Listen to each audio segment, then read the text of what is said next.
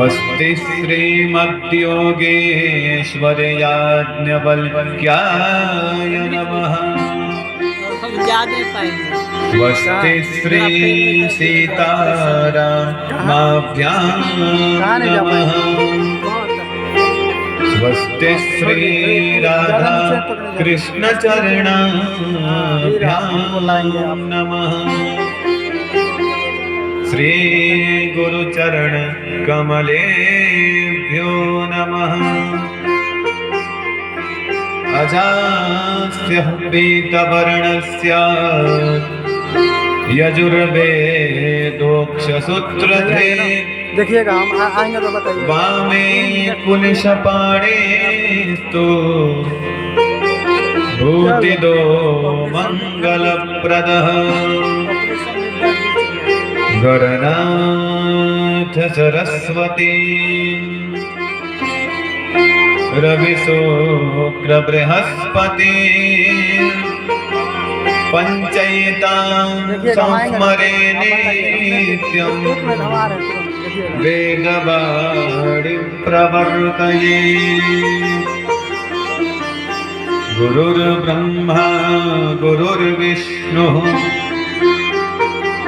गुरुर्देवो महेश्वरः। गुरुसाक्षात् परब्रह्म तस्मै श्री गुरवे नमः। ध्यानमूलं गुरोर्मूर्ति पूजामूलं गुरुः पदम्। आपका फोटो नहीं आना नहीं चाहिए। मंत्रमूलं गुरोर्वाक्यम्। लेकिन भाई पूरा वहाँ तक जा रहा है। मोक्षमूलं गुरोर्कृपा। अज्ञानतिमिरान्धस्य ज्ञानाञ्जनशलाकया चक्षुरुन्मीलितं येन तस्मै श्री गुरवे नमः। कस्तूरीतिलकं ललाटपटले वक्षस्थले कौस्तुभम्।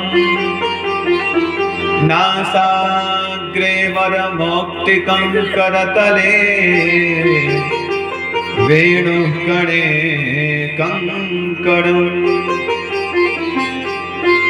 सर्वांगे हरिचन्दनं सुललितं कंठे च मुक्तावली। गोपास्त्रे परिवेष्टितो विजयते गोपालचूडामणि। अस्ति स्वस्तरुणीकराग्रविगल कल्पप्रसूनाप्लुतम्। वस्तु प्रस्तुत वेणुनादलहरी निर्वाण निर्व्याकुलम्। स्रस्त निबद्धिनी विविलसद् गोपी सहस्रावृतम्। हस्तन्यस्तनतापवर्गमखिलो दारं किशोराकृतिः।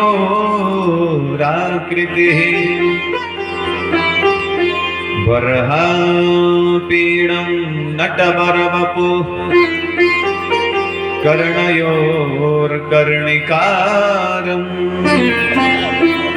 बिभ्रदवाशः कनककपिशं वैजयन्तीं च मालाम्। रन्ध्रान् वेणोरधरसुधया पूरयन् गोपवृन्दैः। वृन्दारण्यं स्वपदरमणं प्राविशद्गीतकीर्तिः। नारायणं नमस्कृत्य नरं चैव नरोत्तमम् देवीं सरस्वतीं व्यासं ततो जयमुदीरये।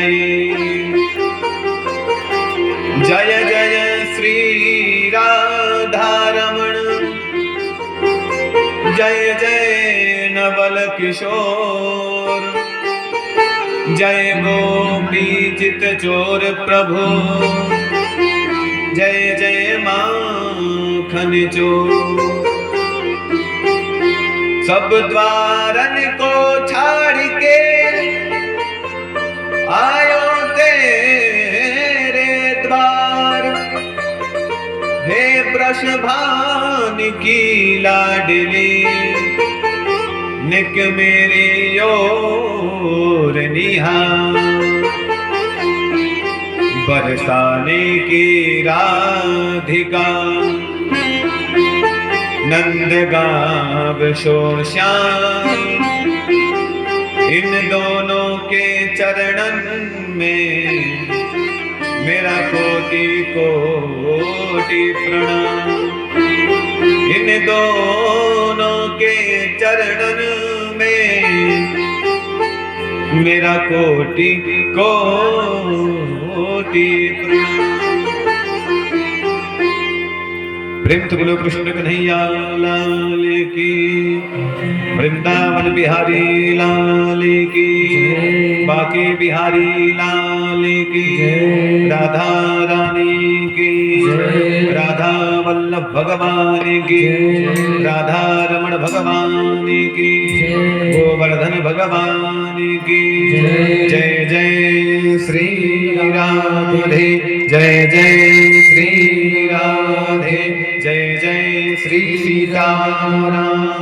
नमः पार्वती पतये हर हर महादेव।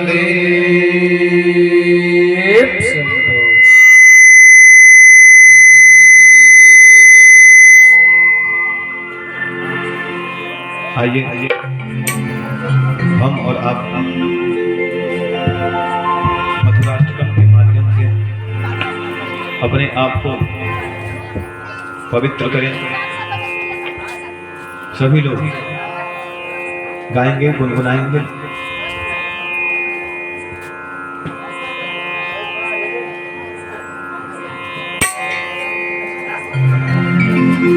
अधरं मधुरं वदनं मधुरं नयनं मधुरं हसितं मधुरं। अधरं मधुरं वदनं मधुरं नयनं मधुरं हसितं मधुरं। हृदयं मधुरं गमनं मधुरं मधुराधिपते रंधिरं मधुरं। हृदयं मधुरं गमनं मधुरं मधुराधिपते रंधिरं मधुरं।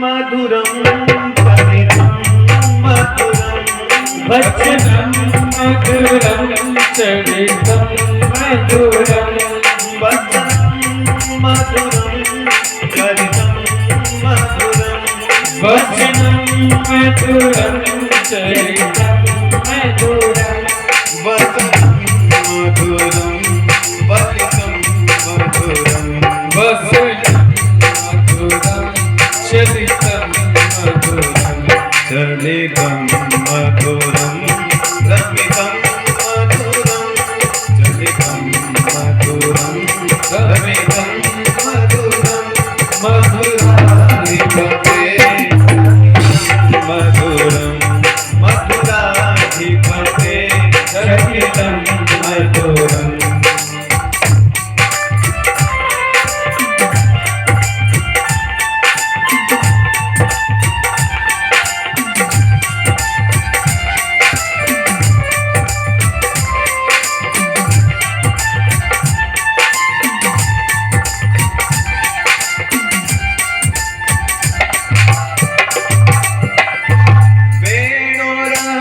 मधुरो रेणुरमधुरा वेणुर्मधुरो रेणुर्मधुरा वेणुरमधुरो रेणुरमधुरा वेणुर्मधुरो रेणुर्मधुरा पाणिर्मधुरा पादौ मधुरौ पाणिर्मधुरो पादौ मधुरो वेदं मधुरं शखं मधुरं वेदं मधुरं सख्यं मधुरं मधुराधिपते रथिलं मधुरं मधुराधिपते रचितं मधुरम्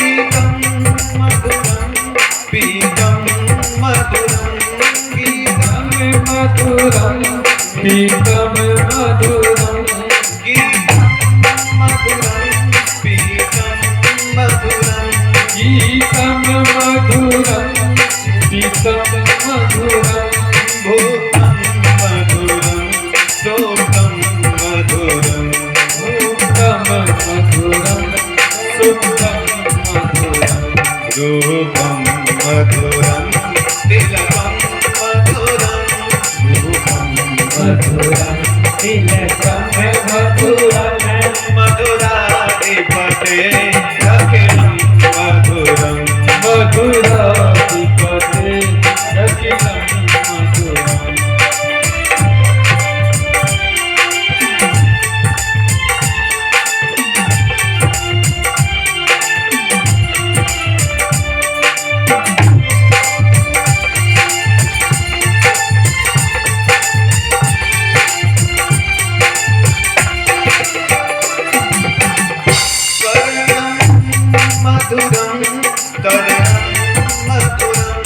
कर्णं मधुरं कर्णं मधुरं कर्णं मधुरं कर्णं मधुरं कर्णं मधुरं कर्णं मधुरं हरणं मधुरं रमणं मधुरं कर्णं मधुरं रमणं मधुरं वमितं मधुरं समितं मधुरं वमितं मधुरं शमितं मधुरं मधुराधिपते अखिलं मधुरं मधुराधिपते मधुरं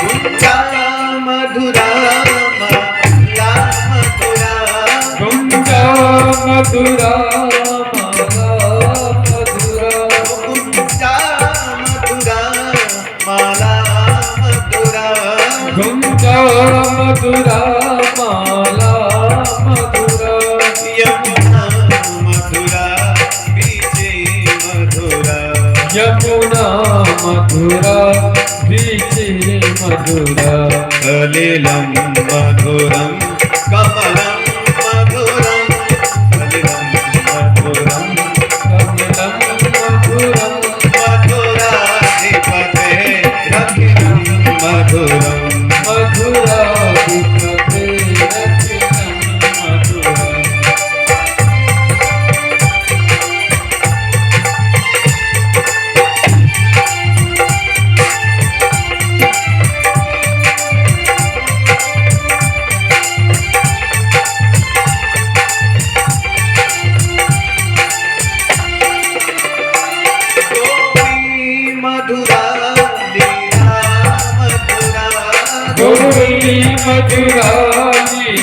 मधुरा गोपी मधुरा लीला मधुरा गोपी मधुरा लीला मधुरा योगम मधुरम भोगम मधुरम युक्तम मधुरम शिष्टम मधुरम प्रेष्टिम मधुरम पेष्टिम मधुरम दृष्टिं मधुरं दृष्टि मधुरं मधुराधिपते अखिलं मधुरम मधुराधिपते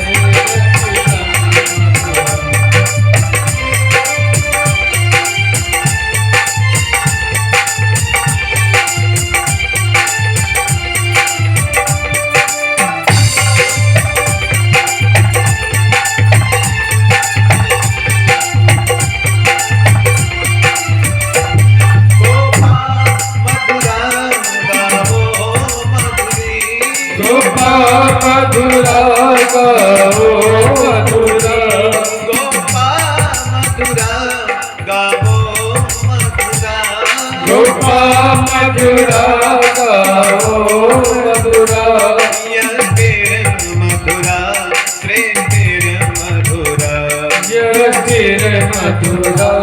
सृष्टिर मधुरा ललितं मधुरं फलितं मधुरं फलितं मधुरं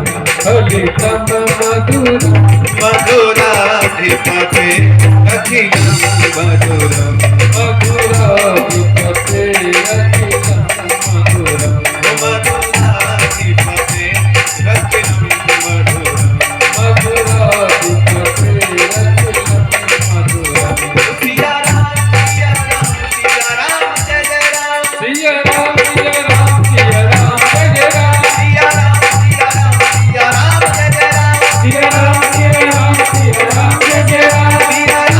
राम सिया राम जय जय राम सिया राम सिया राम सिया राम जय राम राजा राम राजा राम राजा राम राजा राम राजा राम राजा राम राजा राम राजा राम राजा राम राजा राम राजा राम राजा राम राजा राम राजा राम राजा राम राजा राम सिया राम सिया राम सिया राम जय जय राम सिया राम सिया राम सिया राम जय राम सिया राम सिया राम सिया राम जय जय राम सिया राम सिया राम सिया राम जय राम राजा राम राजा राम राजा राम राजा राम राजा राम राजा राम राजा राम राजा राम राजा राम राजा राम राजा राम राजा राम राजा राम राजा राम राजा राम राजा राम सिया राम सिया राम जय जय राम सिया राम सिया राम राजा राम जय राम सिया राम सिया राम सिया राम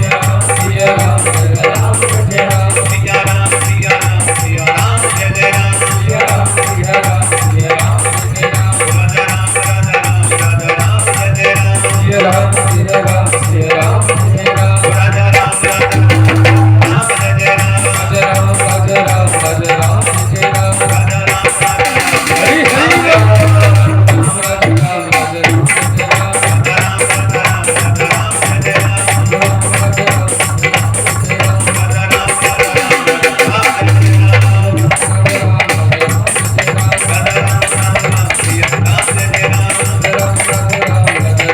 राम सिया राम जय जय राम सिया राम सिया राम सिया राम जय जय राम प्रेम से बोलो कृष्ण कन्हैया लाल की वृंदावन बिहारी लाल की बरसाने वारी की राधिका रानी की जय जय श्री राधे जय जय श्री राधे जय जय श्री सीताराम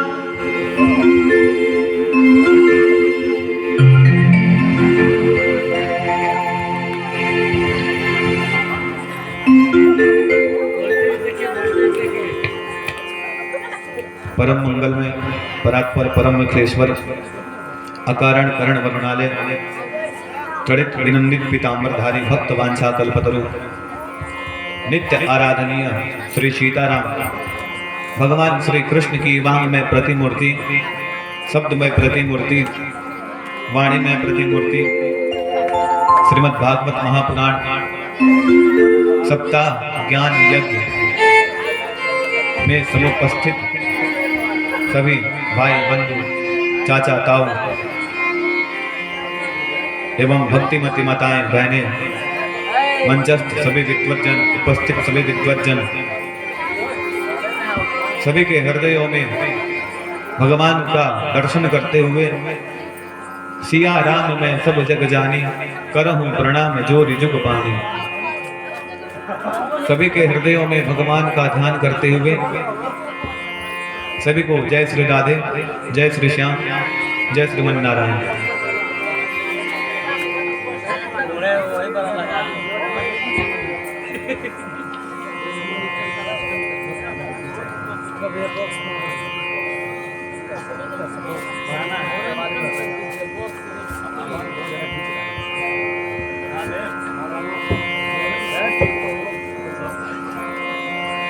एकादश्यां निराहारः समभ्यर्च्य जनार्दनम् स्नातुं नन्दत्सु कालिन्द्या द्वादशां जलमाविशत।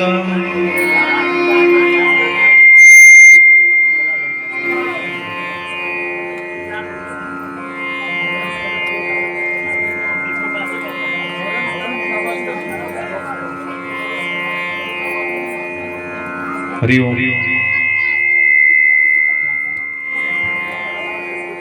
हरि ओम, हरि ओम।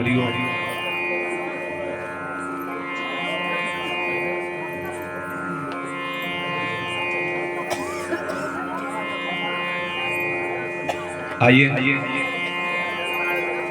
आज के षष्ठम दिवस की कथा में हम सब प्रवेश करें।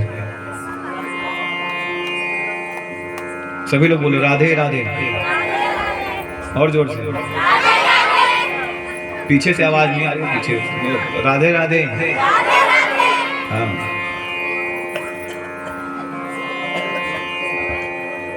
देखो हम राधे राधे इसलिए बुलवाते हैं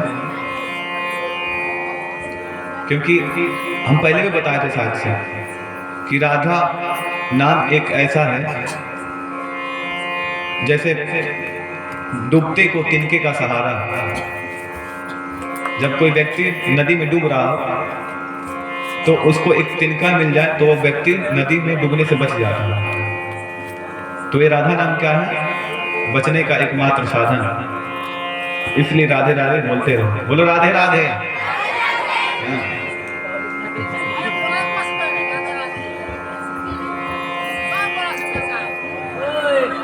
हाँ, इतने लोग हैं लेकिन आवाज बहुत धीरे आ रही है। एक बार जोर से बोलो राधे राधे।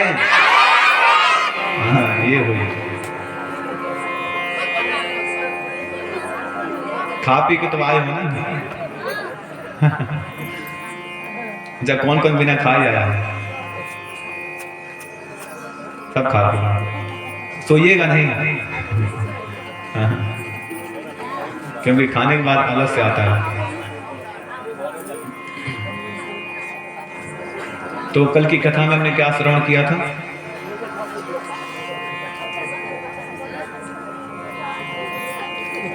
कल की कथा में हम लोग भगवान की बाल लीलाओं को श्रवण किए थे। भगवान कालियानाग का उद्धार करते हैं, इंद्र का मान भंग करते हैं और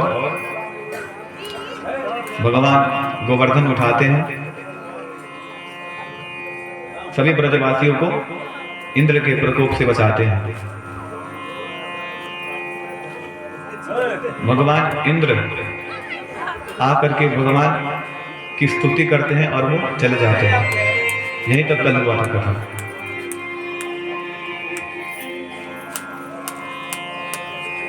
जब इंद्र स्तुति करके चले गए, अब बारिश होती है तो चारों साइड जल ही दिखता है, सूखा कहीं दिखता नहीं है।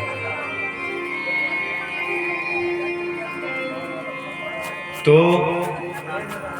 प्रतिपदा के दिन वो लोग गए थे पूजन करने।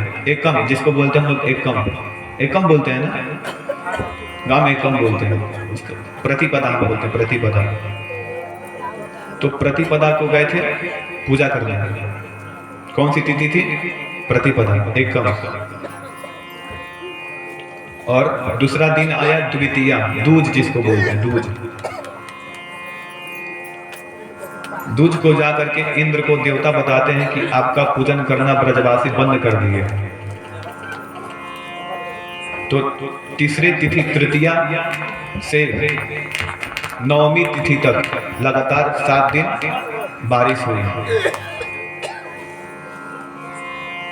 इंद्र के कहने पे।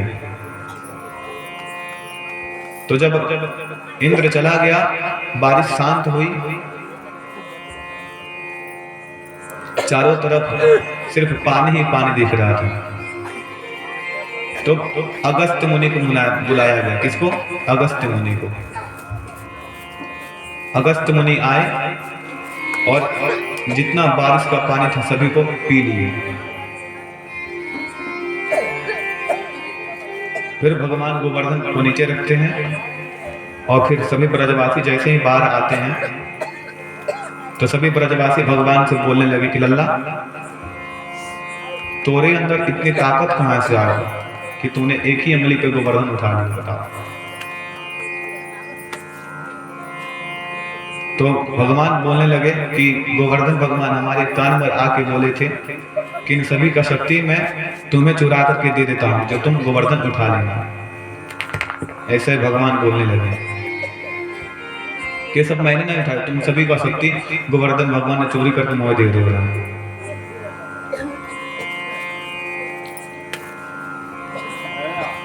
तो बोले हाँ हाँ सही बोल रहे हो। और पहले तो उनको मैंने गोवर्धन इतना भारी 7 कोस में 21 किलोमीटर का, इतना बड़ा है गोवर्धन।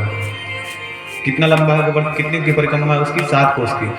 7 का 21 किलोमीटर का परिक्रमा है गोवर्धन का। गोवर्धन को रखे भगवान ब्रजवासी के साथ अपने अपने घर आए। घर आए तो तिथि कौन सी थी? 10वीं। और बाबा नंद जो थे हमेशा से एकादशी का व्रत रखते थे। एकादशी का व्रत रखना चाहिए। नहीं रख पा रहे हो तो कम से कम एकादशी के दिन चावल भी ग्रहण नहीं करना चाहिए। एकादशी के दिन चावल नहीं खाना चाहिए। तो एकादशी का व्रत बाबा नंद रखते थे। 10वीं को आए और विश्राम के रात का समय हुआ, सब सोने चले गए। सोते सोते वो भ्रमित हो गए। उनको लगा कि प्रातः काल का समय हो चुका है, ब्रह्म मुहूर्त का समय हो चुका है। लेकिन मध्य रात्रि का समय था। मध्य रात्रि में उठे तो उन्हें लगा कि प्रातः काल का समय हो चुका है, ब्रह्म वेला हो चुकी है। तो वो गए यमुना जी में स्नान करने लगे। स्नान कहाँ करने गए? यमुना जी में। तो जब मध्य रात्रि में यमुना जी में स्नान करने लगे तो वरुण का अपमान हो गया।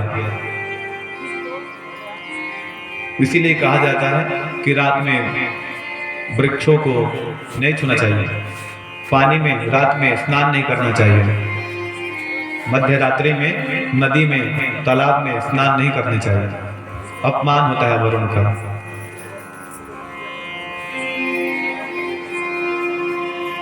बहुत लोग होते हैं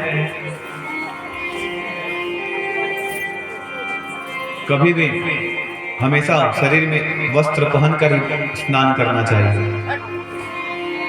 हाँ, ऐसे क्या होता है? वरुण का अपमान नहीं होता है। बिना वस्त्र के स्नान करेंगे तो उसे क्या होगा? वरुण का अपमान होता है। इसलिए शरीर में वस्त्र होना चाहिए। और मध्य रात्रि में कुएं तालाब में भी स्नान नहीं करनी चाहिए, वरुण का अपमान होता है। तो भगवान वरुण का अपमान हो गया। इसलिए भगवान वरुण ने अपने जो उनके गण थे, भगवान वरुण के अपने गणों को भेजा और बोला जाओ उसको बंदी बना करके लेके आओ मेरे सामने।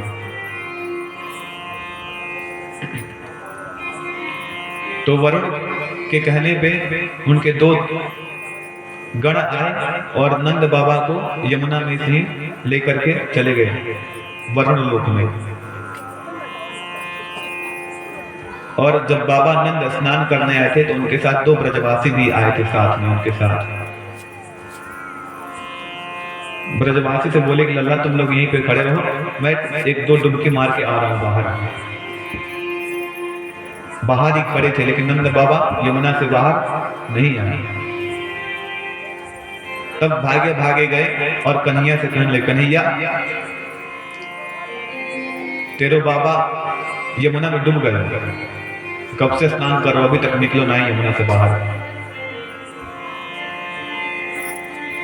अब कन्हैया भागे भागे भागे भागे दोनों ब्रजवासी के साथ यमुना के तट पर आए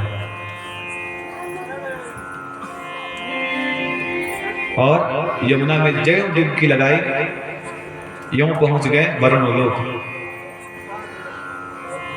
और वरुण लोक जब पहुंचे तो भगवान वरुण भगवान को देख करके, देवता वरुण भगवान को देख करके स्वागत करने लगे। अपने आसन से उठ गए और अपने ही सिंहासन पे भगवान को विराजमान कर दिए, उनका पूजन करने लगे, स्तुति करने लगे भगवान वरुण।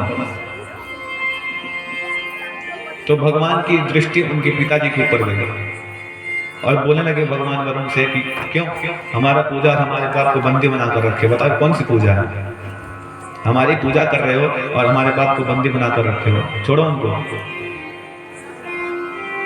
तो वरुण देवता बोलने लगे, हाय राम ये आपके पिताजी हैं? बोले हाँ ये मेरे पिताजी हैं, इनको जल्दी मुक्त करो।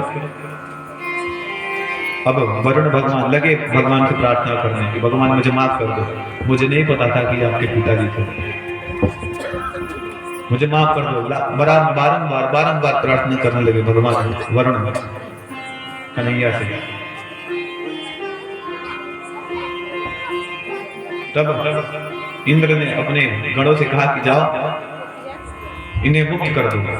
फिर इंद्र के वरुण के कहने पर बाबा नंद को मुक्त किए और कन्हैया अपने बाबा के साथ अपने घर दोनों ब्रजवासी के साथ गए।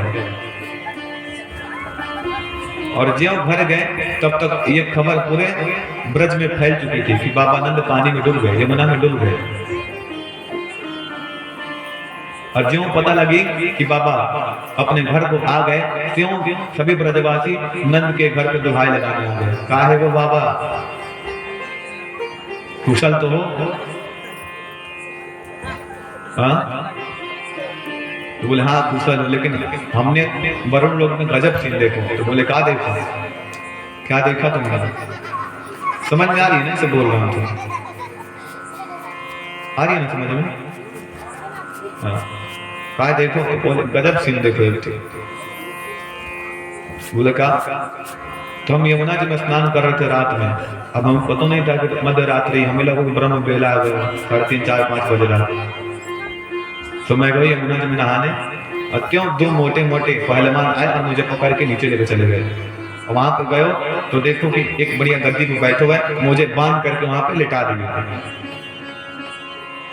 न जाने पता नहीं कहां से मेरे को कन्हैया आ गए, और जब कन्हैया आए तो राजा जो बैठा था उठ करके खुद अपने आसन पर बैठाया और लगा पूजा करने लगा। पता नहीं कौन सी रिश्तेदारी थी उससे, हमारी कोई तो रिश्तेदारी नहीं थी, पता नहीं लल्ला का और उसका कौन सा रिश्ता था, हम तो नहीं जाना थे उन्हें। लेकिन जब कन्हैया आए तो उनकी पूजा करने लगे। मैंने बहुत गजब देखो। और कन्हैया की पूजा करने लगे तो कन्हैया बोलो कि वरुण इनको छोड़ दो, तब इन्हें मुक्ति दी, नहीं तो ऐसे मुक्ति नहीं दे रहे थे।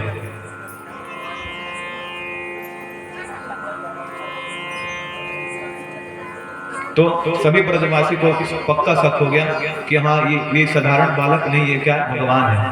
सभी ब्रजवासी पूछने लगे क्यों, तू सच से बता, तो भगवान है ना?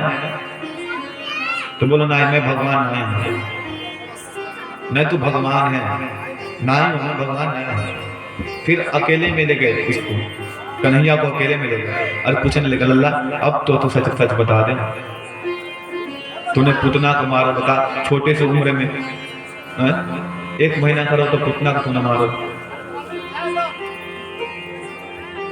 1 साल से तू इतने बड़े बड़े करामात करते आ रहा हो, हमें तो पक्का शक है कि तू भगवान ही है, तो हमसे झूठ बोल रहा हूँ, सब ब्रजवासी को तू पागल बना रहा है, सच सच बता तू कौन है।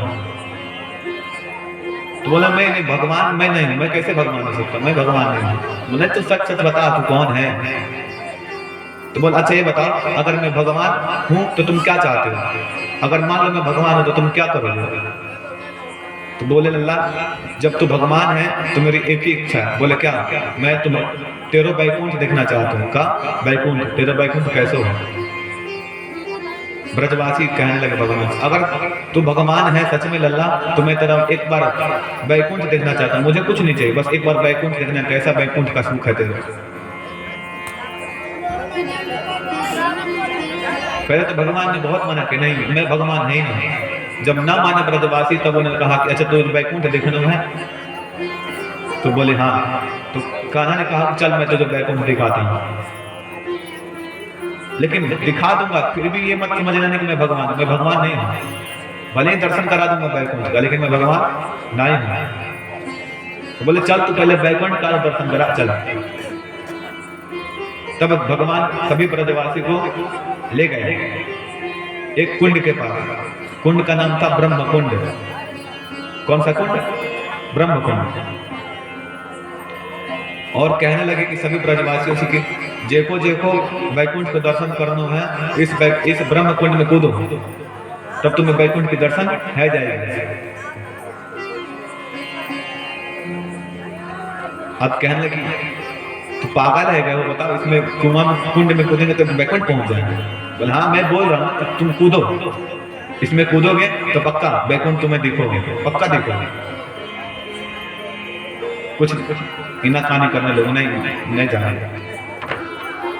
लेकिन भगवान बार बार बोलने को मैं विश्वास दिला रहा हूँ, तुम कूदो तुम्हें वैकुंठ दिखेगा, पक्का दिखेगा।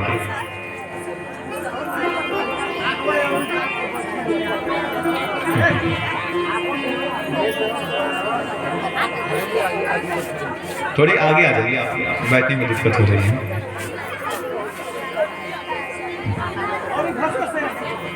बोलो राधे राधे, और जोर से। बीच बीच में राधे राधे बोलते रहना है, जागृति बनी रहेगी सबके अंदर।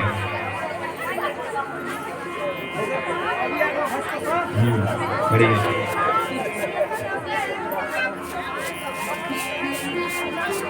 तब भगवान के कहने पे एक एक करके सभी ब्रजवासी ब्रह्म कुंड में कूदने लगे। तब एक ने कहो कि लल्ला वो है परदेश, अब हम कहीं अनजाने शहर में जाते हैं तो एकदम अकेला सा लगता है। जैसे हम यहाँ के हैं, बिहार के हैं, अब चले जाएं साउथ में, कर्नाटक, बेंगलोर, चेन्नई, तो बहुत अलग सा लगेगा।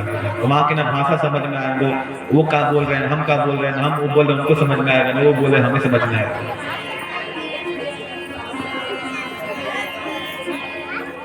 तो एक ब्रजवासी बोले कि लल्ला एक काम कर तू भी चल हमारे साथ, हमें विश्वास नहीं हो रहा, सबके सब तो कूदे जा रहे हैं तेरे कहने के लिए, तू भी चल मेरे साथ, कुछ है कि तू भी तो साथ में रहेगा, चल। कन्हैया बोलने लगे हाँ ठीक है चलो मैं भी चलता हूँ। जय उछाल मारी तभी ब्रजवासियों ने ब्रह्म कुंड में त्यों पहुंच गए वैकुंठ लोक में। कहाँ पहुंचे सभी ब्रजवासी, वैकुंठ। और वैकुंठ में जब गए तो वहां पे 4 मुख वाले, 4 हाथ वाले देवताओं को देखने लगे, व्यक्ति को देखने लगे। अब हम ही लोग के उंगली है 5, एक हाथ में कितने उंगली हैं 5, और कहीं गलती से किसी को 7 भी 8 भी उंगली हो जाता है, 6 उंगली हो जाते हैं, तो देखते हैं तो बहुत अजीब सा लगता है। जब उंगली होता है हाथ में देखकर इतना अजीब लगता है, तो बताओ ब्रजवासी को कितना अजीब लगा होगा। 4 हाथ वाले, 4 मुख वाले, बहुत अजीब लगा। सब ब्रजवासी आपस में बोलेंगे हाय देखो कैसे कैसे हैं यहाँ। अभी तक तो मैंने सिर्फ सुना रहा, लेकिन आज सामने देख रहा हूँ 4 मुख वाले, 4 हाथ वाले। अब जो देखो तो मन में सोचने लगे लल्ला कहाँ गए, कन्हैया कहाँ गए, कन्हैया। अब एक आपस में ढूंढने लगे कहाँ गए, एक दूसरे में पूछने लगे, कान्हा पूछ लगे कन्हैया कहाँ गए, कन्हैया। आपस में लगे खोजने। अब लगभग आजकल बसें जाती हैं तीर्थ यात्रा के लिए, है ना, बसें जाती हैं। बस में क्या होता है, ग्रुपिंग बनता है, ग्रुपिंग से जाते हैं। और उसमें एक मेन होता है, मान लो कोई ना घूमा हो वृंदावन मथुरा, तो वो एक को पकड़ता है जो घूमा फिरा रहता है, उसको पकड़ता है और उनके साथ साथ घूमने के लिए जाता है, साथ में जाए।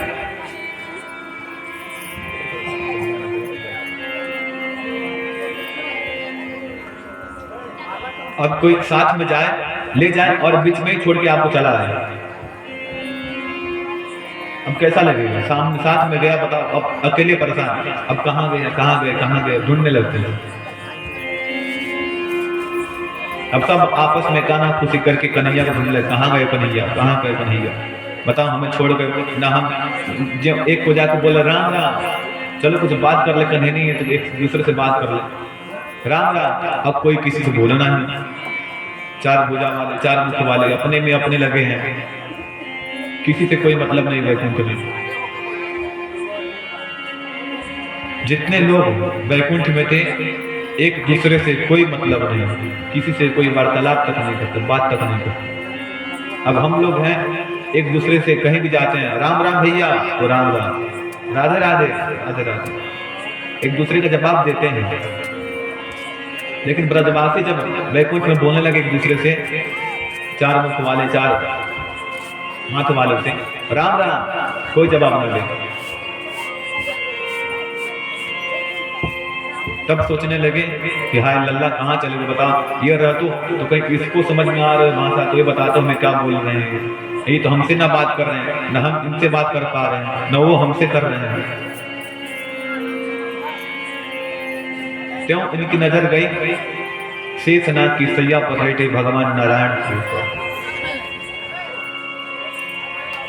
शेषनाग की सैया पर लेटे थे, मां लक्ष्मी की पैर दबा रहे थे, शांताकार शांत चित्त होकर के बैठे हुए, लेटे हुए थे भगवान नारायण।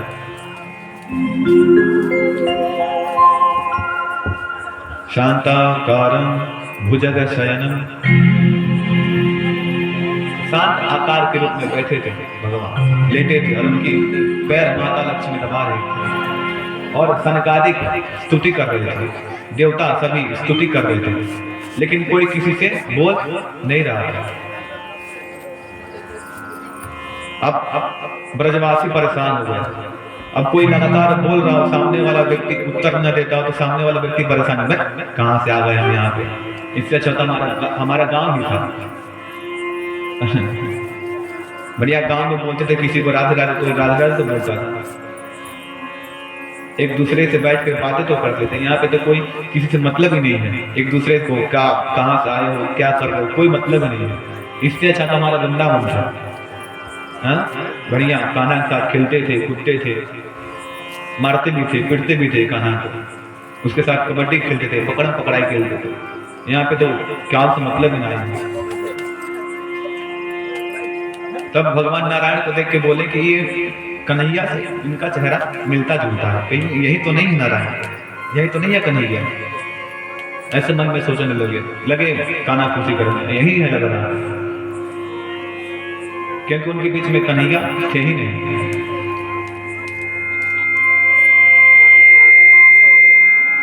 अब ज्यों ब्रह्मकुंड से जब मन हट गया वैकुंठ से, अब लोग जाते हैं प्रदेश कमाने, घूमने के लिए, मन नहीं लगता तो चले आते हैं, है ना, बोलते नहीं प्रदेश हमारे लिए बना ही नहीं है, हमारा तो गांव ही ठीक है, हाँ? लेकिन सच में जो आनंद गांव में है वो बाहर शहर में नहीं है। भले ही लोग गांव छोड़ छोड़ कर शहर जा रहे हैं, शहर में बस रहे हैं, वो आनंद नहीं है शहर में जो आनंद गांव में है। जो आवाज गांव में चिड़ियों की चहचहाने के मिलते वो शहर में नहीं मिलते। शहर में देखने को तक नहीं मिलता चिड़िया, चिड़िया देखना तो जाओ चिड़ियाघर, यहाँ तक। तो सच में जो आनंद गांव में है वो आनंद कहीं नहीं है। क्यों? ब्रजवासी सभी जिस रास्ते गए थे उसी रास्ते ब्रह्मकुंड के द्वारा ही बाहर निकल आए। और ज्यों निकले त्यों कन्हैया बाहर वहीं पे मुरली लेकर बैठे थे। सभी ब्रजवासी कहने लगे कि लल्ला मोहे तोरो बैकुंठ नया चाहे, तू अपना बैकुंठ अपने पास रख, मेरा तो वृंदावन ही ठीक है। हमारे लिए वृंदावन ठीक है, हमें नहीं चाहता तोरा बैकुंठ। बताओ वहां पे गए रहे, ना कोई राम राम बोले, ना कोई सीता राम बोले, हाँ किसी से कोई किसी को मतलब नहीं है वहां पे। उस जगह पे क्या कर रहे हैं जाके, नहीं चाहिए मुझे बैकुंठ। बैकुंठ से अच्छा तो मेरा वृंदावन ही है। ऐसे बताने लगे वृंदावन के महिमा, गाने लगे सभी ब्रजवासी। उसके बाद कथा आती है महाराज की।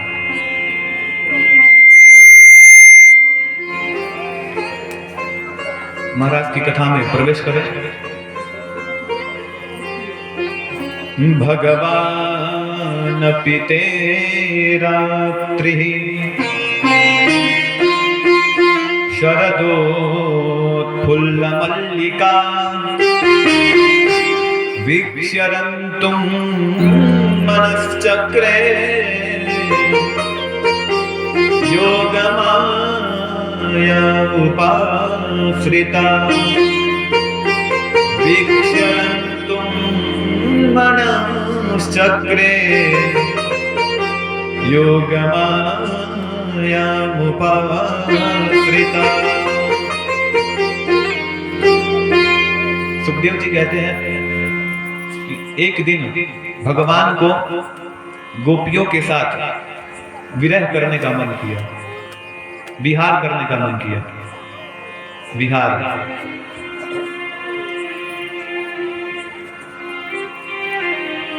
शरद पूर्णिमा के दिन रात्रि का समय, पूर्णिमा के दिन चांद जो होता है अपने सभी कलाओं के साथ युक्त होता है। पूर्णिमा के दिन सभी कलाओं के साथ चंद्रमा युक्त होता है और उस दिन चंद्रमा के अंदर सबसे अधिक लालिमा भी आती है। कांति बहुत अधिक रहती है शरद पूर्णिमा के दिन। अभी कुछ ही दिन पहले भी था, ज्यादा नहीं हुआ। शरद पूर्णिमा 17 अक्टूबर को था। शरद पूर्णिमा रात्रि का समय, मंद मंद हवा बह रहा है, फूलों की महक से पूरा वृंदावन सुगंधित हो चुका है। तब भगवान योग माया के द्वारा उन्होंने बंसी बजाई।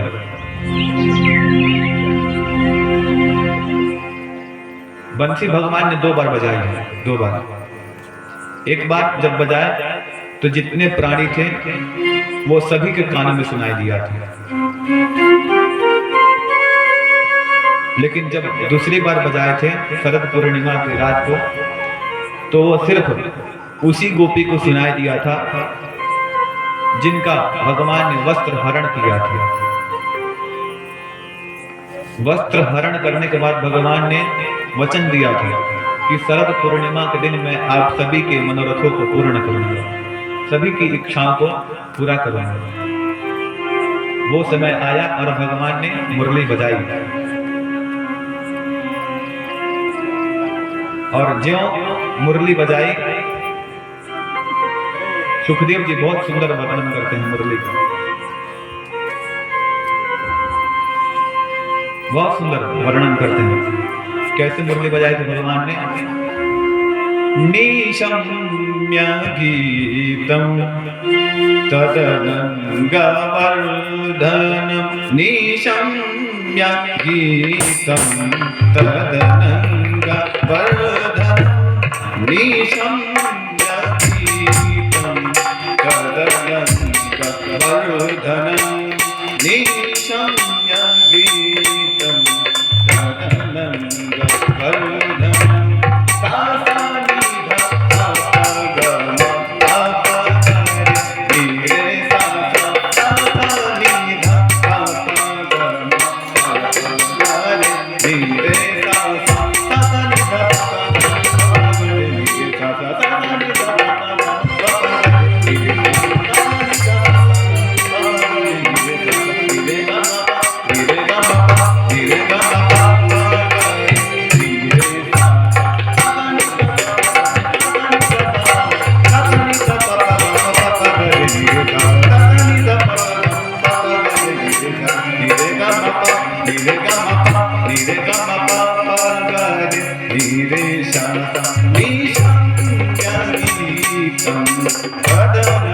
गवर्धनं ईशं व्याधितं गवर्धनं व्रजप्रियं कृष्णगृहीतमानसा व्रजप्रियं कृष्णगृहीतमानसा आजगमुरन्यो यमनीक्षितोऽयम् आजगमुरन्यो यमलक्षमीत्यतं सयत्रतास्तु समलोलकुण्डला सयत्रतास्तु समलोलकुण्डला सयत्रतास्तु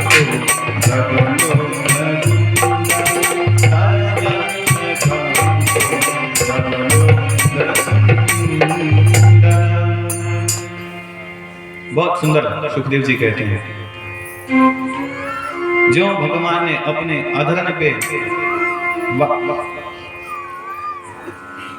मुरली धर के ज्यों बजाई, त्यों सभी गोपियों ने अपने शुद्ध बुद्ध खो दिए।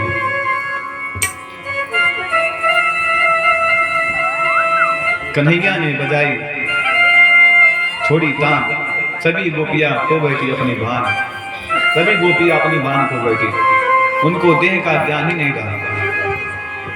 ऐसी मुरली बजाई भगवान ने। जब भगवान मुरली बजाए, स्वयं सभी गोपियां एक एक करके भगवान के पास जाने लगी। कोई आंखों में काजल कर रही है तो काजल का ठिकाना नहीं रहा, काजल यहाँ करने को तो यहाँ पे कर दिया, भागे भागे चले जा रहे हैं। कोई अपने पतिदेव को जाकर पानी दे रही है, पानी छोड़ के चली जा रही है भगवान के पास। काऊ गोपी दूध दूहन कर रही थी, बाल्टी छोड़ के चले गए। काई खाना बना रहे थे, खाना बना के छोड़ के चली गई। फिर घर की साफ सफाई कर रहे थे, छोड़ के भागी गई। ऐसे वैसे जो भी काम कर रहे हो तो गोपी सभी छोड़ छोड़ के जाने लगे। एक गोपी जो घर से बाहर निकली तो उनके पति देव ने बोला, कहाँ जा रही हो? बोली, मैं आ रही हूँ। बोलने कहीं नहीं जाना, घर में बंद करके बाहर से कुंडी लगा दिया। सब गोपियां चले गई भगवान के पास, लेकिन एक गोपी नहीं गई, उनकी पति ने उनको रोक लिया। और जब गोपी को लगा कि अब हम इस शरीर से ना जा पाएंगे कृष्ण के पास, तो योग बल के द्वारा अपने आत्मा को परमात्मा के पास लेकर चली गई।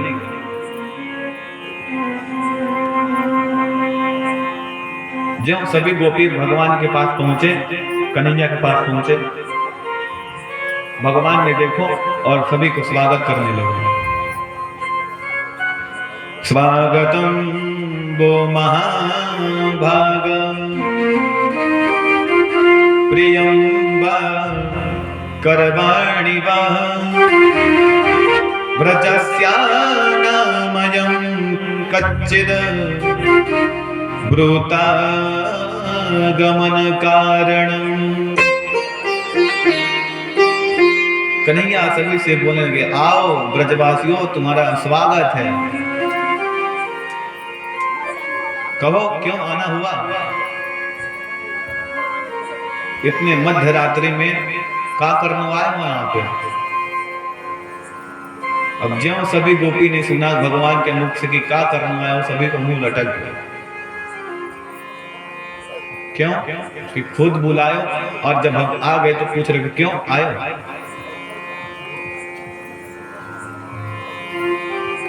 भगवान बोले कि घर में लग रहा पतिदेव से झगड़ा करके आई है। बताओ, घर में पतिदेव से झगड़ा करके आई हो? नहीं। फिर सास ने भगा दी घर से? नहीं, सास ने नहीं भगा। फिर क्या करने आए वहां आधी रात को? अरे तुम्हारे घर वाले क्या सोचेंगे? आधी रात को बताओ, घर से बाहर जा रही हो, आ रही हो, घूम रही हो, क्या सोचेंगे तुम्हारे घर वाले? अपने पत्नी धर्म का तुम पालन नहीं कर रही हो। हाँ बताओ, घर पे बिना पति को बताए तुम हमारे पास चली जाए, यहाँ पे घूमने चली जाए, जाओ घर वापस चले जाओ, अपने पत्नी धर्म का पालन करो। ये गलत बात है। भगवान सभी को ऐसे ताना देने लगे, क्यों आई हो? हाँ जरूर घर में कुछ ना कुछ खटखट भई है तब आई है। सभी गोपी ने एक आवाज में कहा, नहीं ऐसा कुछ नहीं भयो। तो फिर क्यों आई हो? बोले तुम नहीं जानते? नहीं, हम काय को जाने, हम तो ऐसे ही मुरली बजा रहे हैं। भगवान बार बार मना करने लगे कि मैंने नहीं बोला, जाओ अपने घर चले जाओ, जाओ।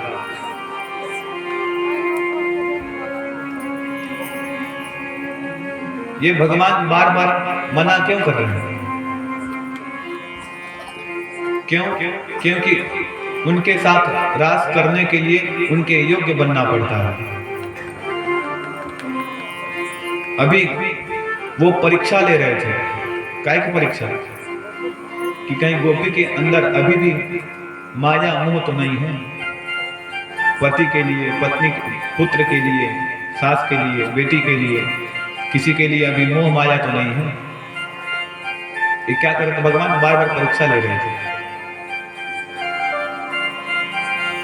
और भगवान सभी के गोपी घर पे जाते हैं। जब उन्होंने लीला कर रहे थे, माखन चोर की लीला, जब छोटे थे लीला करते थे, तो सभी गोपी घर जाते थे। और जिस दिन ना जाते उस दिन गोपियां खुद चली जाती। तो भगवान समझ गए थे गोपियां मुझसे प्रेम तो करती हैं, लेकिन बहाना क्या लेकर आती हैं? शिकायत की बहाना लेकर आती है। कभी उन्होंने नहीं बताया कि हम तुमसे प्रेम करते हैं, कभी नहीं बताया। हमें पता है कि ये हमसे प्रेम करता है, करती है हमसे प्रेम, लेकिन ये बताती नहीं। आज कन्हैया ने ठान रखा था कि आज इन लोग से मुख से मैं बुलवा के रहूंगा कि ये मुझसे प्रेम करती हैं, ये ठान के रखा था कान्हा ने। आज जो भी हो, जब तक ये बताएंगे नहीं तब तक मैं इनके साथ रास विहार करूंगा। ठान रखा था कन्हैया ने।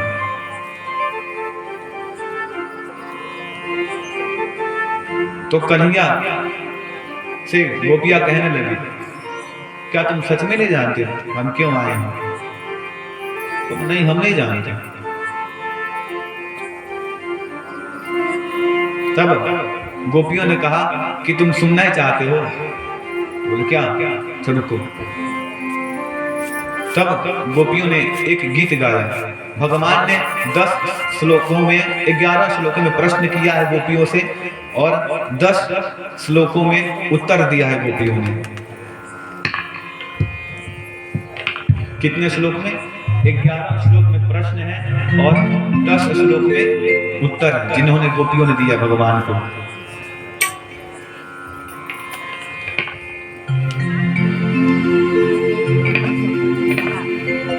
उसको प्रणय गीत कहते हैं। कौन सा गीत? प्रणय। 5 गीत थे ना, 5 गीत गोपियों के द्वारा गाया, जिन बताया था 5 गीत। तो प्रणय गीत के द्वारा गोपियों ने उत्तर दिया भगवान को। 1-2 श्लोक हम भी गुनगुनाएंगे, फिर आगे बढ़ेंगे। मयिवं विभोर्हति भवान् गदितुं नृसिंहं सन्त्याज्य सर्व विषयांस्तव पादमूलम्। मयिवं विभोर्हति भवान् गदितुं नृसिंहं सन्त्याज्य सर्व विषयांस्तव पादमूलम्। भक्ता भजस्व दुर्लभं गहमाद्यजास्मान् देवो यथादिपुरुषो भजते मुमुक्षुम्। मयिवं विभोर्हति भवान् गदितुं नृसिंहं सन्त्याज्य सर्वविषयांस्तव पादमूलम्। मयिवं विभोर्हति भवान् गदितुं नृसिंहं सन्त्याज्य लोक सर्वविषयांस्तव पादमूलम्। भक्ता भजस्व दुर्लभं दरवग्रहमात्यजस्मा देवो यथादिपुरुषो भजते मुमुक्षुर्मय्यं विभुर्हरति भवान् गदित्रं विषिञ्चं संत्यज्य सर्वविषयास्तव पादमूलम् भक्ता भजस्व दरवग्रहमात्यजस्मा देवोऽथवादिपुरुषो भजते मोक्षम्। ऐसे 10 श्लोकों में गोपियों ने उत्तर दिया है भगवान को। कहने लगी गोपी कि कान्हा तुम सब जानते हो, लेकिन जान के भी अनजान बढ़ रहे हो। तुम जानते हो कि हम तुमसे कितना प्रेम करते हैं, तुम प्रेम की पीड़ा हमें दे रहे हो। महाराज, जिस प्रेम में पीड़ा ना हो वो पीड़ा, वो प्रेम नहीं होता। चाहे वो भगवान से प्रेम हो या माता पिता से। माता पिता के प्रेम में कई बार डांट देते हैं, पीड़ा हो जाती है। तो जिस प्रेम में हमें पीड़ा ना मिले वो प्रेम नहीं होता। गोपियों ने भगवान से प्रेम किया, उन्हें इतना पीड़ा मिला, इतना विरह हुआ भगवान से गोपियों का। बहुत प्रेम तो ऐसे करती गोपियां भगवान से कि जैसे व्यक्ति भोजन के बिना नहीं रह सकता, वैसे गोपी भगवान के बिना नहीं रह सकती। इतना प्रेम करती थी गोपियां भगवान से। कहने लगी गोपी, अगर तुमको यही करना था तो तुम फिर हमें दबावने से क्यों बचाए? तुमने गोवर्धन काहे को उठाया? हम सभी गोपियों को, ब्रजवासियों को बचाने के लिए तुमने गोवर्धन क्यों उठाया? कालियाना को क्यों भगाया तुमने?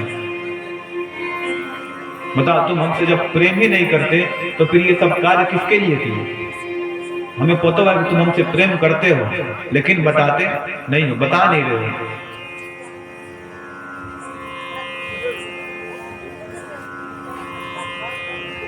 ऐसे गोपियां कहने लगी। तब भगवान ने, जब भगवान को लगा कि गोपी के अंदर अब कोई छल कपट माया मोह नहीं रह गया, तब भगवान ने उनके साथ विहार करने का निर्णय किया, रास करने का निर्णय किया। क्या करने का निर्णय किया? रास करने का निर्णय किया। तब उसके बाद देखिए, हमने बताया है कि भगवान के रास में वही आया था जिसका हरण भगवान ने, जिसके वस्त्र को भगवान ने हरण किया था, और जिसके मन में छल कपट द्वेष ईर्ष्या मोह माया नहीं थी, वही उनके पास गई। एक गोपी के मन में थोड़ा सा माया मोह था, जिनको उनके पति ने घर में बंद कर दिया था। वो गोपी अपने इस देह से, इस शरीर से भगवान के पास न जा सकी, तो वो अपने आत्मा को भगवान के पास ले गई, आत्मा से परमात्मा का मिलन कराई। जब वो गोपी भगवान के रास में भाग लेने के योग्य बन गई, फिर वो अपना शरीर प्राण को ले जा पाई।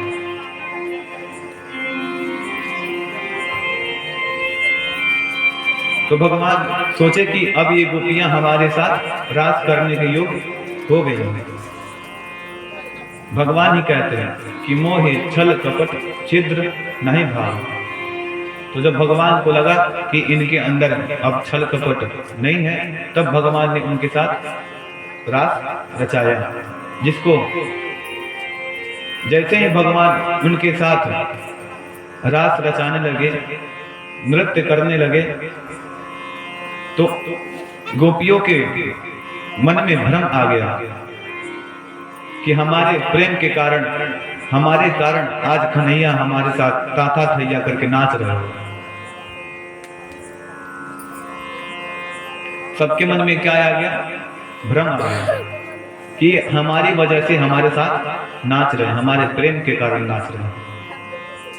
ज्यों सबके साथ भगवान थिरकने लगे त्यों वहां से भगवान अंतर ध्यान हो गए। और जो अंतर ध्यान हुए त्यों गोपियों की वो हालत है गई कि जैसे भूखे को सामने भोजन करके छीन लिया जाए। अब कोई व्यक्ति भूखा हो, उसके सामने कोई लाए भोजन, निवाला मुंह तक ले जाए और छीन ले, वो हालत है गोपी की।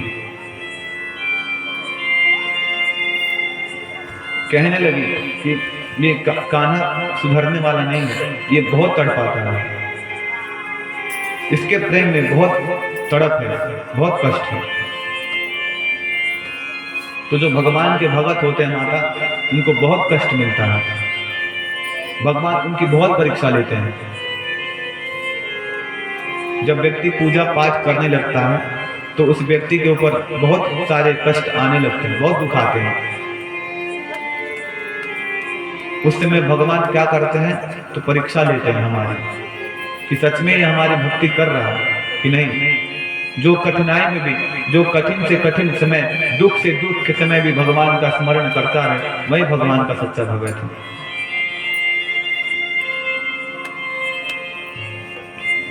चाहे वो सम दुख हो समौ कृत्वा लाभा हो जया जय, चाहे दुख हो या सुख हो, गर्मी हो बरसात हो, कुछ भी हो, ठंडी गर्मी,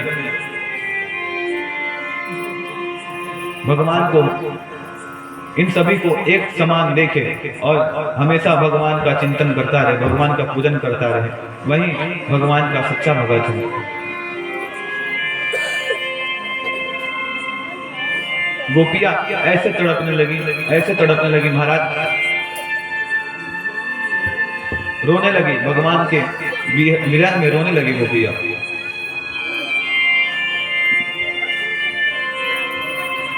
ज्यों भगवान वहां से गए त्यों गोपियां विरह के कारण उनको अपने शरीर का भान ही नहीं रहे कि हम क्या कर रहे हैं, किससे क्या बात कर रहे हैं, कुछ उनको ज्ञान ही नहीं रहा, कुछ भी ज्ञान नहीं रहा उनको। अब गोपियां जाती पेड़ों से लगती पूछने, लताओं से लगी पूछने, क्या तूने हमारे कान्हा को देखो है? तुलसी से जाकर पूछे, तुलसी तुम्हारे तो प्रियतम है, तुम्हारे बिना तो भोजन भी ग्रहण नहीं करते, तुम बताओ तुमने देखो है? उतनाई में हवा का झोंका आया और तुलसी हिल गई। तो गोपियां कहने देखो वो तुलसी मना कर रही है, नहीं देखी है, ये नहीं चाहती कि इनके प्रियतम से हम भी प्रेम करें, नहीं चाहते। इतने प्रेम के कृष्ण के लिए इतना विरह उनके मन में आ गया।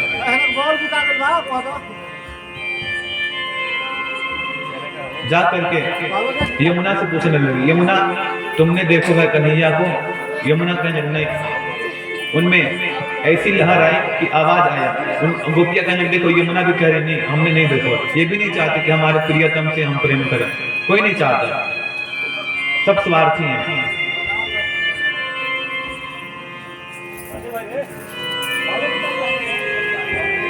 ऐसे गोपियों को भान ही नहीं रहा किससे क्या पूछ रहे हैं। कोई गोपी जाए, कोई अलग पेड़ पे जाए, अलग पेड़ से बातें करने लगे, कोई अलग जाए, अलग पेड़ से बातें करने लगे लल्ला के बारे में। कहीं कन्हैया को देखो है?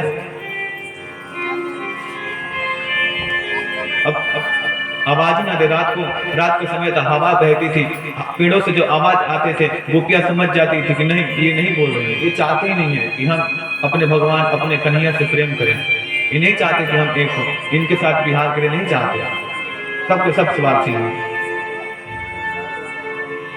महाराज इस दुनिया में निस्वार्थ भाव से कोई एक दूसरे से प्रेम नहीं करता, सब स्वार्थ की भावना से ही प्रेम करते। निस्वार्थ भाव से कोई प्रेम करने वाला आज है ही नहीं, कोई नहीं है। हाँ, बिना कोई स्वार्थ के कोई किसी को याद तक ना करेंगे।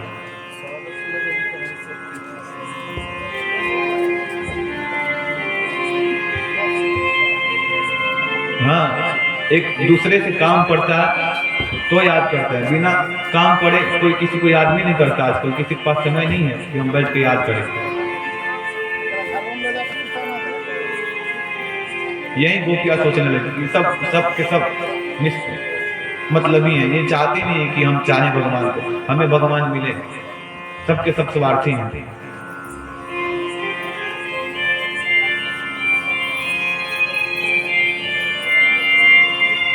तब गोपियां कुछ दूर गई तो उन्हें एक पद चिन्ह मिला। क्या मिला? पद चिन्ह। पद चिन्ह एक गोपी ने देखा, क्यों सभी गोपी बोलने लगी, अरे गोपियों देखो यहाँ पे कन्हैया का पद चिन्ह पड़ा हुआ है, मतलब कन्हैया इधर ही गए हो, चलो आगे चल के देखते हैं। तो सभी गोपी चलने लगी भगवान को ढूंढने, कन्हैया को ढूंढने। जब कुछ दूर आगे गई तो वहां पे दो पद चिन्ह दिखने लगे, दो पद चिन्ह। तो अपने में सभी गोपी कहने लगी कि जरूर कोई ना कोई गोपी इनके साथ गई है, ये दो पद चिन्ह दिख रहे हैं, दो अलग अलग पद चिन्ह दिख रहे हैं, मतलब कन्हैया का है और एक दूसरी कोई गोपी गई है। धन्य है वो गोपी, गोपियां कहने लगी। वो गोपी कौन थी जो भगवान के साथ गई थी? तो वो राधा थी। राधा का नाम भागवत में नहीं आया है, उनको महायोगिन कह के कहा गया। क्या कहा गया है? महायोगिन, महामाया, ऐसे करके उनका नाम को स्मरण किया गया। क्यों? क्योंकि सुखदेव जी उनके आराध्य थे, उनके राधा माँ की आराधना करते थे, इसलिए जिसका आराधना किया जाता है उसका बार बार नाम नहीं लिया जाता है। इसलिए वेद व्यास जी ने, सुखदेव जी ने इनमें राधा का नाम नहीं लिया। लेकिन गोपी कौन थी भगवान के साथ जो विहार कर रही थी अकेले में? वो कौन थी? मैया राधा जी थी, राधिका थी। जब पीछे पीछे पद चिन्ह के आगे कुछ दूर गई तो फिर एक पद चिन्ह कम हो गया, एक ही पद चिन्ह दिखने लगा। तो गोपी कहने लगी कि यहाँ पे जरूर भगवान ने उसको अपने गोद में उठाया होगा। अब इधर गोपियों का हृदय और टूटने लगा, प्रेम में और व्याकुल होने लगी गोपियां, और भगवान श्री कृष्ण के प्रेम में और व्याकुल होने लगी। यहाँ कौन है वो जिसको भगवान ने अपने गोद में उठाया?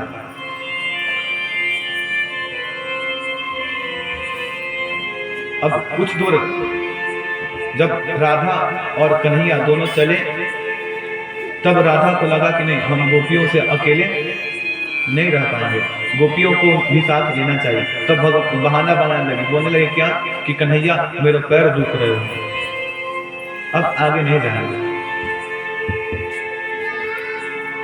तब कन्हैया ने कहा कि एक काम करो राधिका, तुम मेरे कंधे पर आरूढ़ हो जाओ, कंधे पर बैठ जाओ, मैं तुम आगे लेकर चलता हूँ। तब मैया राधिका कन्हैया के कंधे पर बैठ गई और आगे चलने लगी। ज्यों आगे गई त्यों कन्हैया वहां से भी अंतर ध्यान हो गए, वहां से भी चले गए, और ज्यों राधिका गिरी त्यों वो मूर्छित पड़ गई, ज्यों गोपी गिरी त्यों मूर्छित पड़ गई। अब उधर से गोपियां आती तो कहीं बीच में पेड़ पौधे टूटे नजर आते, छोटे छोटे झाड़ी थे वो टूटे नजर आते, फूल बिखरा हुआ नजर आता। तो गोपियां कहने लगती कि जरूर कन्हैया ने यहीं से फूल तोड़े हुए और उस गोपी के बालों में फूल लगाए हुए। कहीं और दूर जाते तो वहां पे झाड़ियां टूटी पड़ी, तो वो बोले गोपी कि यहाँ पे जरूर वो कन्हैया उस गोपी के साथ बैठा हुआ होगा। ऐसे ऐसे करके गोपियां भगवान के विरह में रोने लगी। रोते रोते जब आगे गई तो आगे उन्हें एक गोपी मिली मूर्छित अवस्था में।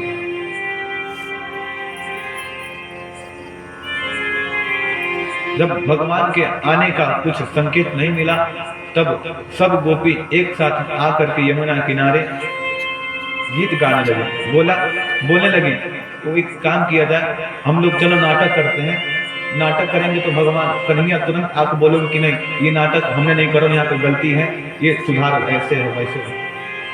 तो अपने में गोपी कोई कृष्ण बनती, कोई यशोदा बनती, कोई नंद बनता, कोई पूतना बनती, ऐसे करके आपस में नाटक करने लगे।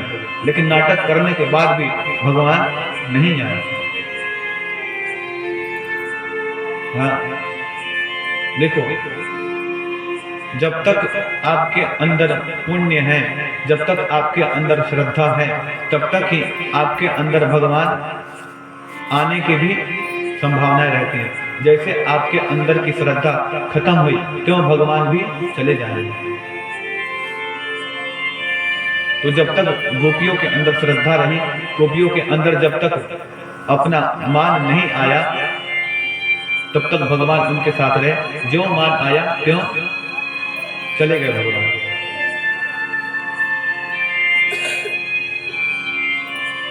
तब गोपियां भगवान की विरह में इतने कातुर हो गए, इतने रोने लगे, इतने रोने लगे। तब उन्होंने भगवान को एक गीत के रूप में भगवान को पुकारने लगी, जिस गीत का नाम है गोपी गीत। क्या नाम है? गोपी गीत। आइए सभी लोग आंख बंद करके भगवान का ध्यान करेंगे और गोपी गीत का श्रवण सभी लोग करेंगे। इस गोपी गीत को जो भी सुनता है उसके मन में भगवान के प्रति प्रेम श्रद्धा बढ़ता है। तो सभी लोग गोपी गीत को श्रवण करेंगे, सभी लोग ध्यान से, सभी लोग प्रेम से श्रवण करेंगे।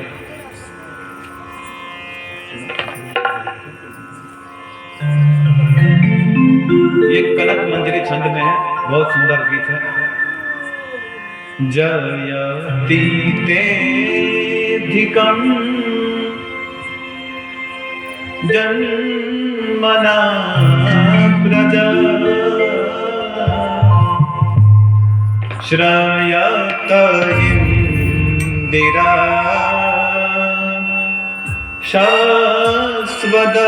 शाश्वतत्रहि जयति तेऽधिकं जन्मना प्रजा श्रयत इंदिरा शाश्वतत्रहि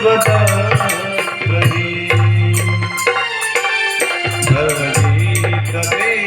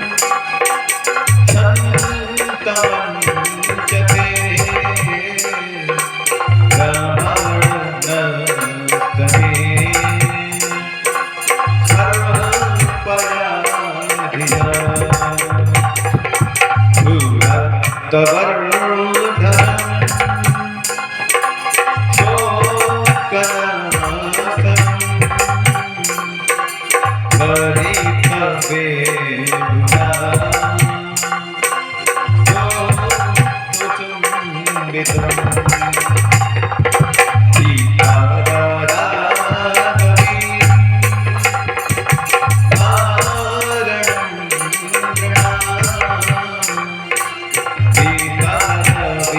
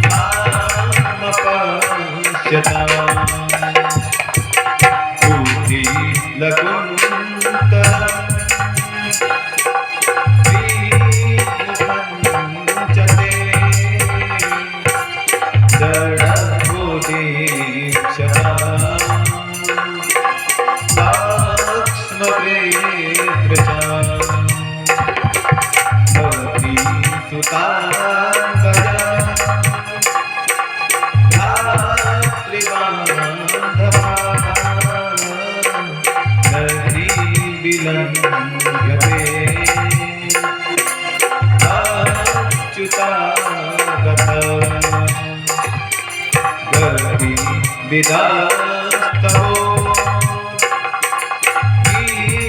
गीतमोहिता गीतावयोसिता नास्त्यदेशे रहसि संविदम् प्रेच्छयोदरम् सीता प्रेम वीक्षणम् देवदुरात्रियो वीक्षधामते मोहरति स्पृहा मुह्यते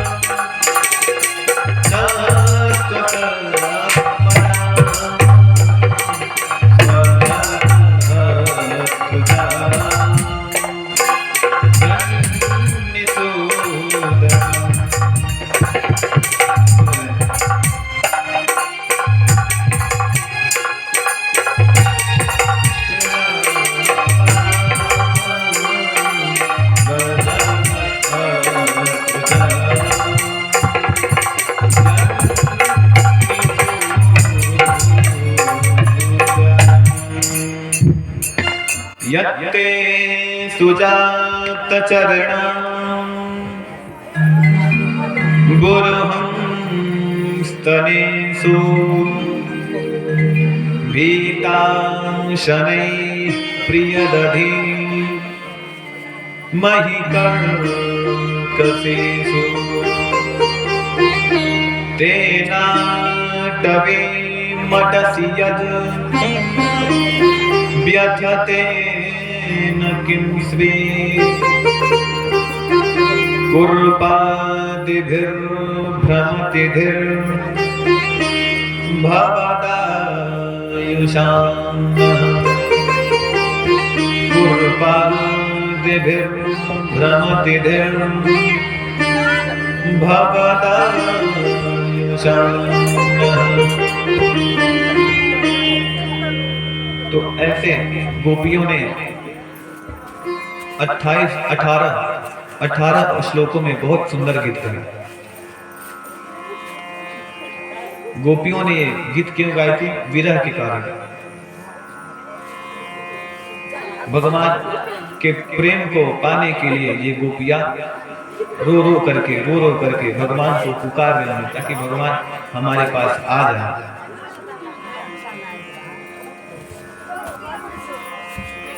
जयति ते धिकम जन मना ब्रजा।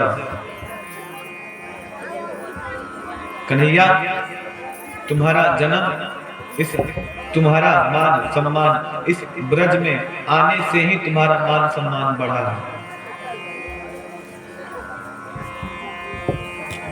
अगर भगवान इस धरती पर न आए, न लीला करें,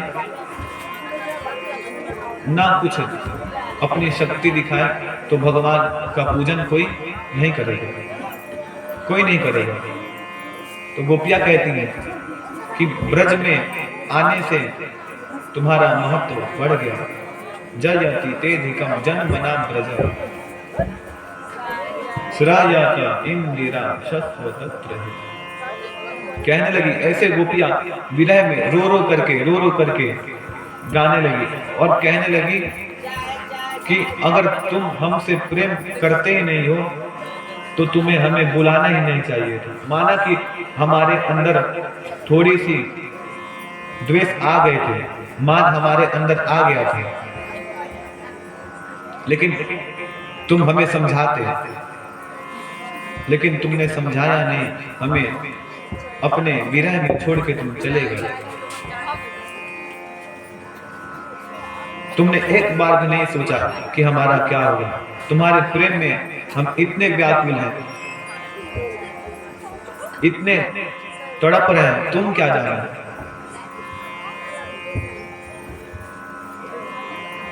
कुटिल कुंतलम श्री मुखंजते। गोपियां कहती हैं कि कोई बहाना हमें नहीं मिलता था तो तुम्हारी शिकायत लेकर के आते थे तुम्हारा दर्शन करने के लिए। गोपियां एक क्षण बिना भगवान को देखे नहीं रहती थी। इतने व्याकुल करके गए भगवान गोपियों को। बोलने लगी कि तुम हमारी ही रक्षा के लिए कालिया के फन पर चढ़ के कालिया को तुमने भगाया। हाँ, ऐसे रो रो करके कातुर हो गई गोपियां, रोने लगी।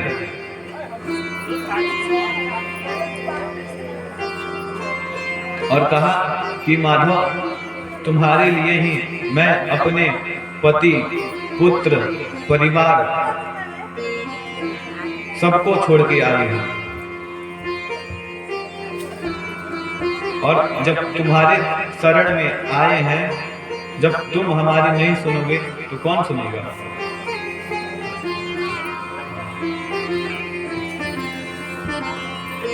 अब ये प्राणी जब सबसे परेशान हो जाता है तो भगवान की शरण में जाता है और कहता है कि भगवान, अगर तुम नहीं सुनोगे तो फिर कौन सुनेगा।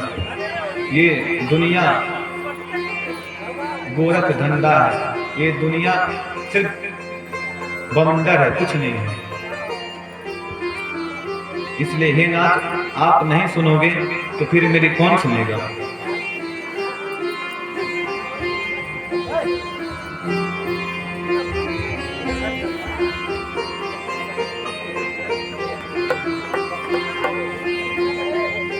कहने लगी गोपियां कि प्रभु, तुम हमें अपना मानो ना मानो, लेकिन हम अपने घर द्वार, पति, माता, पिता सबको छोड़ के तुम्हें अपना मान चुके हैं। कोई हमारा नहीं है तुम्हारे सिवा। तुम हमारे थे प्रभु जी, तुम हमारे हो, तुम हमारे ही रहोगे। ओ मेरे प्रिय, बहुत सुंदर गाई। तुम हमारे थे प्रभु जी, तुम हमारे हो, तुम हमारे ही रहोगे। ओ मेरे प्रिय,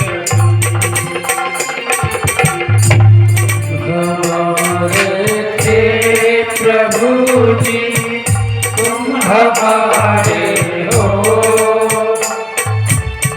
तुम हमारे ही रहोगे, ओ मेरे प्रियतम। तुम हमारे हो प्रभु जी, तुम हमारे हो, तुम हमारे ही रहोगे, ओ मेरे प्रियतम। हमारे थे प्रभु जी, तुम हमारे हो, तुम हमारे ही रहोगे, ओ मेरे प्रियतम।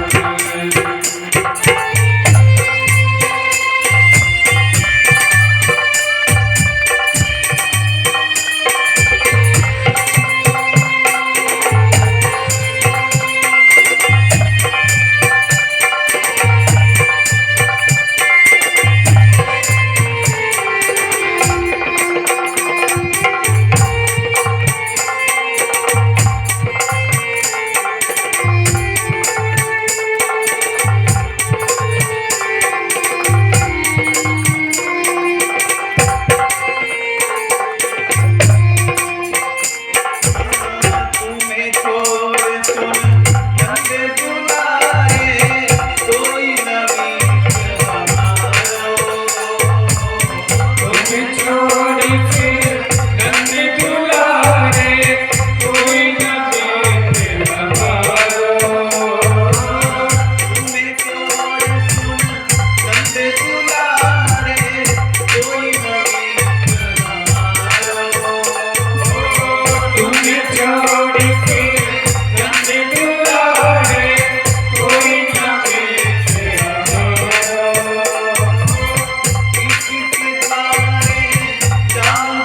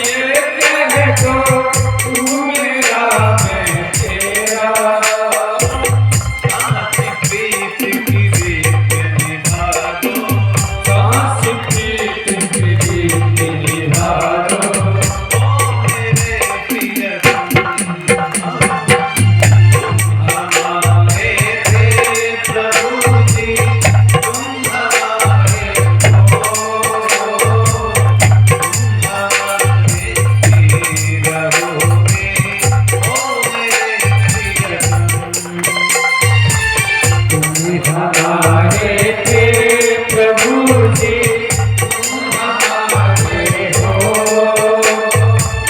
तुम हमारे ही रहोगे ओ मेरे प्रियतम।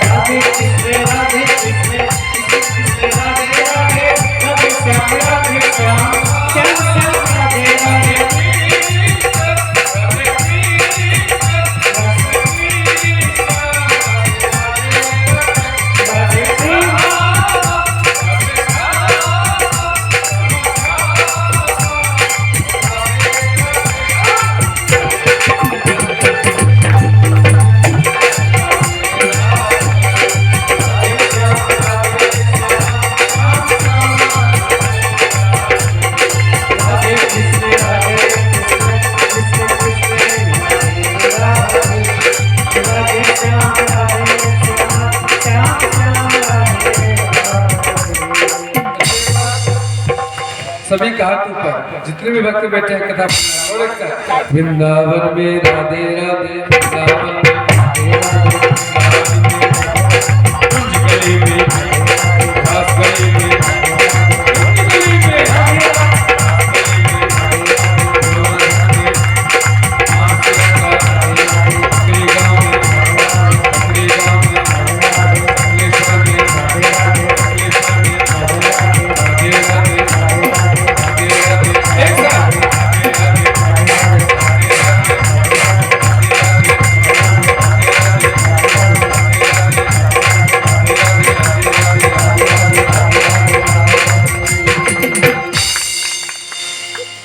प्रेम से बोलो कृष्ण कन्हैया लाल की, रास बिहारी भगवान की।